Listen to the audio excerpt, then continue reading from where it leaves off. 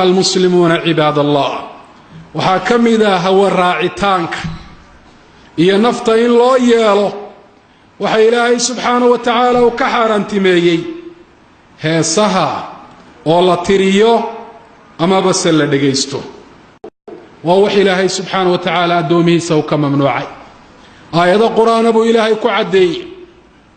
nabi maxamed ba alayhi salatu wasalaam min badan ka digay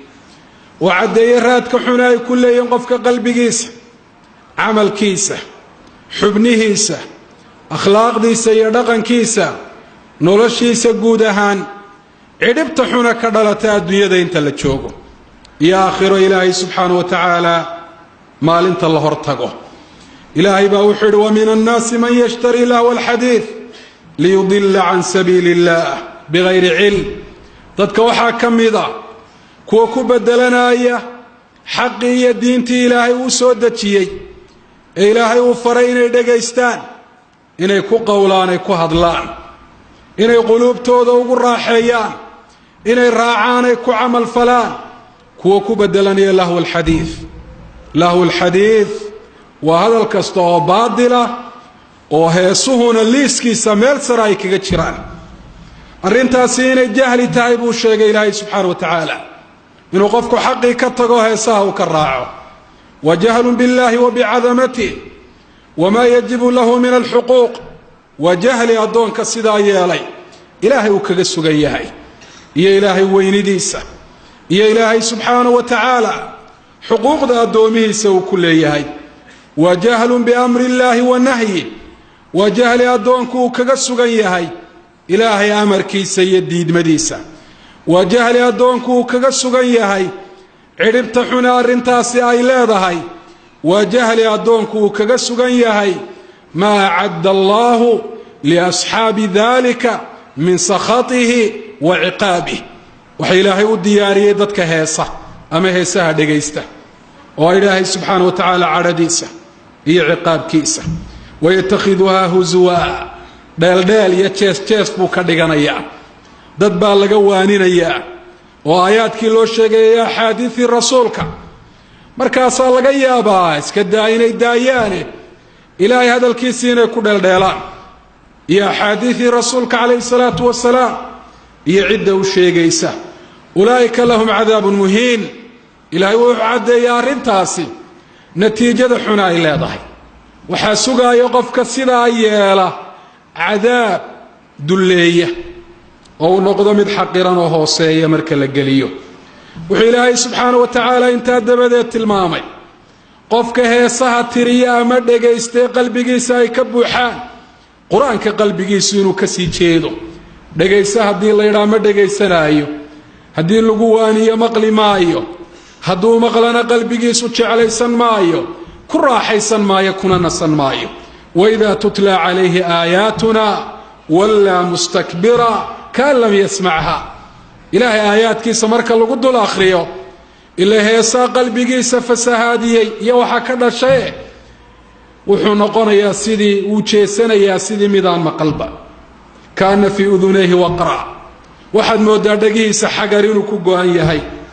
فبشره بعذاب أليم ومرلبات كسيدا يالا واحد وقب شاريسا عذاب آدياد وحانوتشيه رسول كانوا عليه أفضل الصلاة والتسليم إلهي سبحانه وتعالى قرآن كوكسو دكيي تصاليال أرنت نوع عاسية الماماية وطار رسولك عليه الصلاة والسلام وكدل الشريبات شره إلهي مركو سورين يجيتك لراء الزقوب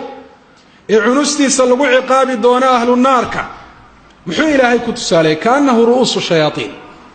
مدح شيدان بعد مودان فول حمديس هيسا إلهي مركو الضواني حمان تودا إيا فول حمدودا إيا دباتدودا ومدين وموتيو وحي إلهي شاقي الصوت رواق شيدان إليهين قال الله سبحانه وتعالى واستفزز من استطعت منهم بصوتك واجلب عليهم بخيلك ورجلك وشاركهم في الأموال والأولاد وعدهم وما يعدهم الشيطان إلا غرورا waxaad ku didsataa bani aadamka sawdkaaga dhawaaqaaga waxaad ku weerartaa ciidankaaga kuwa gaadiidka saaran iyo kuwa lugta ah been u yaboo kuwa ilaahay dhawaaqiisa diiday rabbina amarkiisa raaci waaye shaydaanna wuxuu u yaboohaya bani aadam oo wuxuu ku dagaayo iyo lugooyo heesuhu inay yihiin sawtu shaytaan rasuulka calayhi salaatu wasalaam agtiisaa laga sheegay abubakar maalintuu u soo galay laba hablood oo geeraaraya oo rasuulka calayhi salaatu wasalaam ag jooga maalin ciida miyaanu odhan amazaamiir ashayaaiini cinda rasuuli illaah ma dhawaaqiyo codkii shaydaankaad ku haysaan rasuulka ilaahay agtiisa wuxuu abubakar radi allahu canhu u qaatay in geeraar iyo gabay iyo dhammaan ay isku wada xukum yihiin rasuulku wuxuu sheegay calayhi salaatu wasalaam geeraarka dumarku ay tiriyaan maalmaha ciidda iyo wakhtiyada farxadda ee hadalkiisuna ama midhihiisuna aanay xumayn isla markaa wax loo garaacayo oo loo tumayaana aanay jirin muusig iyo wax la mida inaanu xaaraan ahayn laakiin heesuhu asal ahaan cod shaydaan inay yihiin arrintaa rasuulka abubakar waa ka oggolaaday caaisha radia allahu canha waa abubakar inantiisii waa xaaskii nebi maxamed waa ummu lmu'miniin waxay ahayd caalimad ka mida culimmada ummadda islaamka hable ay eeddo u tahay oo la farsameeyey ayaa waxaa loo keenay nin muqaniya oo dadka qaar ay yidhaahdeen ha u heeso oo heesta ha ku ilowsiiya xanuunka markaasay u soo gashay isagoo isruxaayoo heesaaya timo dheerna wuu leeyahayoo marba dhinacu rogmaaya markaase waxay tidhi uffin shayطaanun akhrijuuh uf waa shaydaan saara bay tidhi muxuu shaydaan ku noqda waa bani aadame oo waxa uu tirinaayey iyo heestaasi uu akhrinaayey ee isruxitaanka iyo jaaskuna uu la socdo labadaasina inta badan ma kala hadhaan mujaahid waa ardaygii cabdullaahi ibni cabbaas qur-aanka oo dhan baan cabdullaahi ibni cabbaas ku dul akhriyey buuhi aayadula walba waan ag joojiyey waxaan odhay bal ii fasir maxaa looga jeedaa weliba 2 jeer baan u bandhigay buuhi musxafka cabdullaahi ibni cabbaas wuxuu yidhi sawtu shayطaan sawtuhu waa alghinaa waalbaatil waa heesaha iyo dhawaaq kaste oo baatil ah waxaan filayaa qofka muuminka ah labada aayadood inay ku filan yihiin ee saxaabadii rasuulkuna sidaasi ay u fasireen aayado kaloo badan oo macnaha tilmaamayaana waa jiraan aynu u nimaadno nebi maxamed calayhi salaatu wasalaam waa rasuulku ilaahay inoo soo diray siduu inoo tusiyo waddada jannada oo inoogu tilmaamo arrin kastoo khayr inoo leh oo inooga digo arrin kaste oo shar iyo foolxumo iyo dhibaato inoo leh nebi maxamed calayhi salaatu wasalaam ummaddiisa si adag buu ugaga digay heesaha waxaan u caddeeyey cidhibta xun ee ay leeyihiin labada daaroodba daartan adduunyata aakhiraba wuxuu rasuulku sheegay qofka heesaya dhawaaqiisu inuu yahay sawt nacdalan xagga ilaahay laga nacdalay haddii dhawaaqii uu nacdalan yahay kii dhawaaqayna maxaad u malayn isna waa nacdalan yahay ka dhagaystayna waa la mid nacdashuna wax kale ma aha macnaheed wuxuu ku xukuman yahay ilaahay naxariistiisa in laga fogeeyo qaala anas ibnu malik radia allahu canhu qaala rasuulu llahi sala allahu calayhi wasalam sawtaani malcuunaani fi dunya walaakhira laba dhawaaq way nacdalayiin adduunya aakhiraba khayrkiiyo naxariista ilaahayba way ka fog yihiin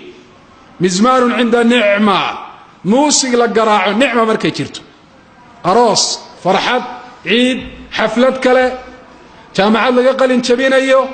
iskuul qof la sii sagootiyayo safraya wax lagu faraxsan yahay markuu dhaco ilmo dhashay sawd muusig oo baxaa waa majlabatun lilacnati illaahi subxaana wa tacaala nacdasha ilaahay mid soo hogaaminaya weeye warannatun cinda musiiba iyo baroor iyo qaylo iyaduna baxda musiiba markay dhacay sida geeridoo kale bazaar baa wariyey waxasanahu lmaqdasiyu وصححه الإمام الألباني رحمه الله